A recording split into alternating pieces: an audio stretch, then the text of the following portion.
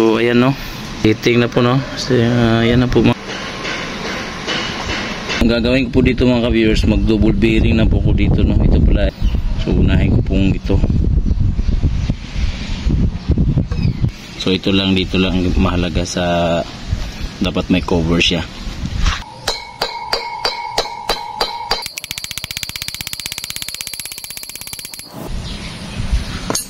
So ialis na natin tong wheel seal niya no. So ganyan yung mangyari sa labas niya no. Kabila naman ay so dito mga ka-viewers, hindi tayo maka double bearing dito no. Huwag natin kalimutan no, ilagay yung spacer sa loob no.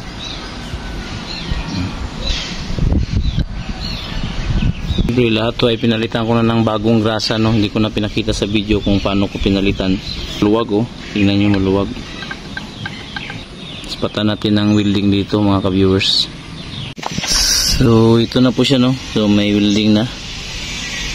Ayan.